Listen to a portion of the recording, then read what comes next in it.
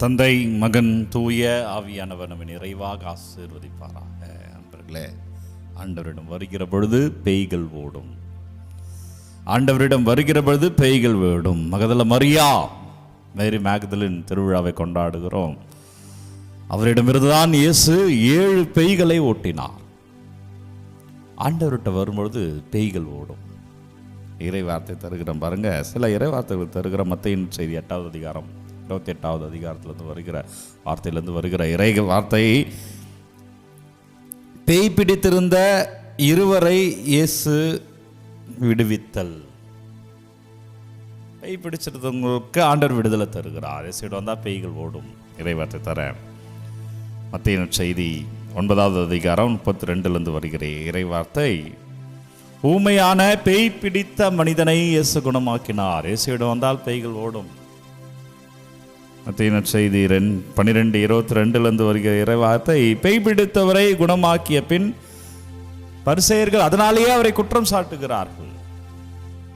மத்தேயின் செய்தி 15வது அதிகாரம் 21வது வார்த்தை தருகிறேன், கனானிய பெண்ணின் மகளை தீய ஆவியிலிருந்து விடுவித்தல். அதே மத்தேயின் செய்தி 17வது அதிகாரம் 14லிருந்து வருகிற இறை வார்த்தையில், வலிப்பும் நோயும் தீய ஆவியும் பிடித்திருந்த சிறுவனை இயேசு குணமாக்கினால். இயேசுவிடம் வந்தால் பேய்கள் ஓடும். மத்தேயின் நற்செய்தியிலிருந்து மட்டும் இது. மார்க் நற்செய்தியிலிருந்து சொல்கிறேன் பாருங்க. மார்க் 1வது அதிகாரம் 21லிருந்து வருகிற இறை வார்த்தை, தொழுகை கூட்டத்தில் தீய ஆவியை விரட்டுதல். இயேசுவிடம் வந்தால் பேய்கள் ஓடும். இயேசுவிடம் வந்தால் பேய்கள் ஓடும். மார்க் நற்செய்தி 5வது அதிகாரம் 1லிருந்து 20 வரை உள்ள இறை வார்த்தையில், லெக்கியோன் என்ற பேயின் நிகழ்வு வாசிச்சு பாருங்க. இயேசுவிடம் வந்தால் பேய்கள் ஓடும். மார்க் நற்செய்தி 9:14வது அதிகாரத்திலிருந்து வருகிற இறை வார்த்தை, தீ ஆவியால் துன்புற்றிருந்த சிறுவன் ஆண்டவர்கிட்ட கொண்டு வராங்க. ஆசீர்வாதம். மார்க் நற்செய்தியில்.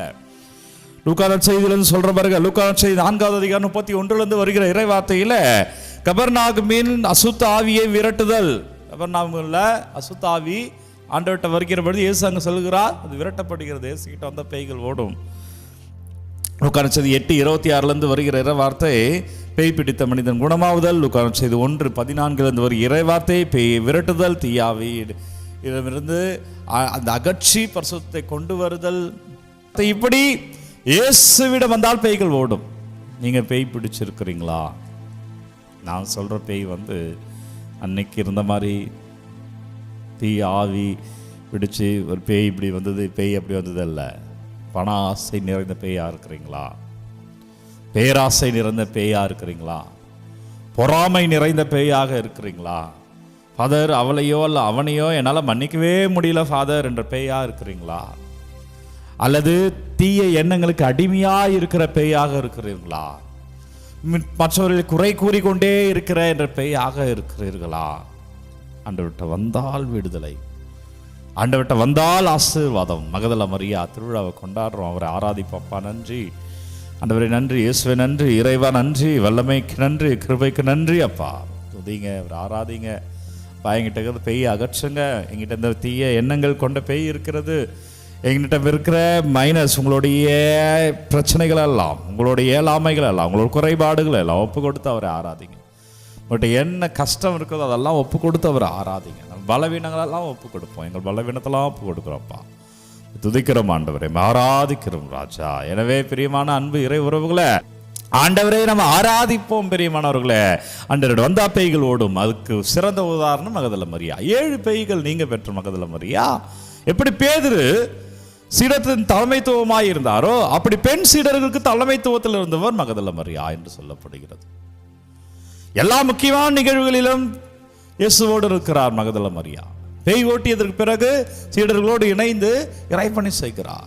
கலிலேய பணியிலே அவரோடு இருக்கிறார். முக்கியமான நிகழ்வுகள் அவரோடு இருக்கிறார். ஏன்?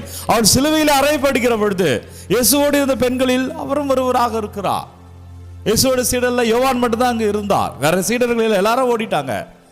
ஆனால் அங்க இருந்த பெண்களில் ஒருவராக மகதல மரியா நிற்கிறார். பேய்கள் நீங்க பெற்ற ஆண்டவர் கூட நிற்கலாம். பேய்கள் நீங்க பெற்றால் ஆசீர்வாதத்தில் நிற்கலாம். நம்ம விட்டு இருக்கிற கெட்ட எண்ணங்கள், கெட்ட சிந்தனைகள் என்ற பேய்கள் நீங்க பெற்றால் நம்ம ஆண்டவர்கிட்ட அப்படி நிற்கலாம், அப்படி ஆசீர்வாதம் நிற்கலாம். எப்படியோ வல்லமை பாருங்க. ஆண்டவருடைய சீடத்தி, தலைமைத்துவ சீடத்தி, பெண்களுக்கு தலைமைத்துவ சீடர் என்ற பெருமையை பெறுகிறார். பேய்கள் நீங்க பெறுகிற பொழுது உங்க வாழ்க்கையில பேய் நீங்கணுமா? அவர்கிட்ட வாங்க. அவர்கிட்ட வந்தா ஆசீர்வாதம், அவர்கிட்ட வந்தா விடுதலை, அவர்கிட்ட வந்தா கிருபை. பேய்கள் ஓடும் அன்பர்களே, பேய்கள் ஓடும். மீண்டும் சொல்கிறேன், உங்கள் பேய்கள் ஓடும். அவர்கிட்ட கொண்டு வந்து அவரை நம்ம அப்படி பிடித்து கொள்ள வேண்டும். அவர்கிட்ட நம்ம அப்படி அப்படி அப்படி அவர்கிட்ட நம்ம நெருக்கமாக இருக்க வேண்டும். பேய்கள் ஓடும். பிரியமானவர்களே, அந்த பாக்கியம் பாருங்க. திருத்தூதர்களெல்லாம் திருத்தூதர் ஒருவர் இருக்கிறார். யார் தெரியுமா உங்களுக்கு? திருத்தூதர்கள் நமக்கு தெரியும். திருத்தூதர்களெல்லாம் திருத்தூதர் யார் என்றால் மகதல மரியா தான். என்றால் அவர் தான் ஆண்டவருடைய சாவு செய்திக்காக இந்த கல்லறையில் அடக்கப்படுகிறது. அடக்கப்பட்ட பிறகு அந்த அடக்கப்படுகிற நாள் அடுத்த நாள் ஓய்வு நாள். ஓய்வு நாள் முடிஞ்ச உடனே ஆண்டவருடைய கல்லறை நோக்கி வருபவர்கள் மகதல மரியாவும் ஒருவர் நறுமண தைலம் எடுத்துக்கொண்டு பூச வருகிறார். அப்போ அங்கே இயேசு இல்லை. அப்போ உயிர்த்த ஆண்டவரை காணுகிற பாக்கியத்தை பெறுகிறார் மகதல மரியா. எனவே இயேசு உயிர்த்திட்டார் என்ற செய்தியை, அந்த திரு செய்தியை திருத்தூதர்களுக்கே அறிவித்த பாக்கியத்தை மகதல மரியா பெறுகிறார். இயேசு இவரிடம் தான் முதலில் அறிவிக்கப்படுகிறது, இவருக்கு தான் வெளிப்பாடு கிடைக்கிறது. எனவே திருத்தூதர்களுக்கே எல்லாம் திருத்தூதராக மகதல மரியா பெயர் பெறுகிறார். காரணம் என்ன?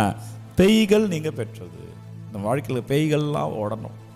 நம்ம வாழ்க்கையில் பேய்களெல்லாம் நீங்க பெறணும். நான் சொல்லுகிற பேய் சந்தேகம் என்ற பேய், தீய பழக்கம் என்ற பேய், பிறரை ஏற்காத முடியாமல் இருக்கிற பேய், பிறரை அன்பு செய்ய முடியாமல் இருக்கிற பேய், பிறரை மன்னிக்க முடியாமல் இருக்கிற பேய், பிறரை குறை காணுகின்ற இருக்கிற பேய், பிற மீது ஆசை, தேவையற்ற ஆசைகளாக மூழ்கி கிடக்கிற இந்த பேய், இந்த மீடியாவில் மோகத்தில் மூழ்கி கிடக்கிற பேய். எனவே இவரெல்லாம் நீங்க பெறுகிற பொழுது ஆசீர்வாதம், நீங்க பெறுகிற பொழுது ஆசீர்வாதம். அது பேய் நீங்க பெறுகிற பொழுது மகதல மரியா அப்படி ஆண்டவரை பற்றி கொண்டார். மகதல மரியா அதான் இயேசுவை பார்க்கிறாரு. அங்க இயேசு கல்லறைக்கு போறாரு. அங்க இயேசு இல்லை. இயேசுவை தேடுகிறார். அவர் இயேசு அங்க வந்து நிற்கிறார், காட்சி கொடுக்கிறார். இவர் இயேசுவை தோட்டக்காரர் என்று நினைத்துக் கொள்கிறார். ஆண்டவர் யாரோ எடுத்துட்டு போயிட்டாங்க, நீங்க எடுத்துட்டு போயிருந்தா அவர் உடலை கொடுங்க அப்படின்னு கேட்கிறார். இயேசு கிட்ட கேட்கிறார். அவர் இயேசு என்று அறிந்த உடனே அவரை பற்றி கொள்கிறார். அப்ப இயேசு சொல்றாரு, மகதல மரியா, என்னை இப்படி பற்றி கொள்ளாதே. ஆண்டவர் எவ்வளோ, அவருடைய விழுமியங்கள்ல, அவருடைய அன்புல எவ்வளவு நெருக்கமாக அவர் இருந்திருந்தால், ஆண்டவரை எவ்வளவு அவர் நேசித்து இருந்தால், ஆண்டவருடைய கிருபைக்கு எப்படி தன்னை முழுமையாய் அர்ப்பணித்து இருந்தால், ஆண்டவரே சொல்றாரு, என்னை இப்படி பற்றி கொள்ளாதே, ஆண்டவரை பற்றி கொள்ளுங்கள். ஆண்டவர் பிடிங்க. ஆண்டவர்கிட்ட வந்த பேய்கள் நீங்க பெறும். அப்போ அவ்வளோ ஆசீர்வாதம், அவ்வளோ வல்லமை. ஒப்பு கொடுப்போம். நன்றி அப்பா, துதிக்கிறோம் ஆண்டவரை, ஆராதிக்கிறோம் அப்பா. ஒவ்வொரு பிள்ளைகளுக்காகவே துதிக்கிறேன், ஒவ்வொருவருக்காகவே ஆராதிக்கிறேன். எங்களை வழி நடத்துங்க அப்பா, எங்களை ஆசீர்வதிங்க. நாளும் அது கிருபையால் நாங்கள் வாழ, வல்லமையிலே நாங்கள் வாழ, அது அருளால் நாங்கள் வாழ வல்லமையான இறைவன் உங்களை தொடுவாராக. அந்த பெயரிலே அபிஷேகமாக இருப்பீர்களாக. இறை கிருபையை, ஆசீர்வாதத்தை அறுவடை செய்வீர்களாக. உங்கள் விண்ணப்பங்களை எல்லாம் பாதத்தில் வைக்கிறேன். நீங்கள் அனுப்பிய ஒவ்வொரு விண்ணப்பத்தையும், ஒவ்வொரு வேண்டுகோள்களையும், ஒவ்வொரு ஜெப தேவைகளையும் கமெண்டில் அனுப்பி ஒவ்வொன்றையும் வைக்கிறேன். இயேசு கிறிஸ்துவின் பெயரால் வாழ்வீர்களாக. தலைவணங்கி இந்த ஆசீர்வாதத்தை பெற்றுக்கொள்வோம். எல்லாம் வல்ல இறைவன் நம்மை, தந்தை, மகன், தூய ஆவியார் நம்மை நிறைவாக ஆசீர்வதிப்பாராக. இந்த நாளும் இனிய நாளே. அன்பர்களே, ஒவ்வொரு நாளும் விடியற்காலை 3 மணிக்கு இந்த ஆராதனை வழங்கி கொண்டு இருக்கோம். யாருக்கு தேவை நினைக்கிறீங்களோ அவங்களோட பகிர்ந்து கொள்ளுங்க. விண்ணப்பங்களை கமெண்ட்டில் அனுப்புங்க. உங்களுக்காக நான் தொடர்ந்து ஜெபிக்கிறேன்.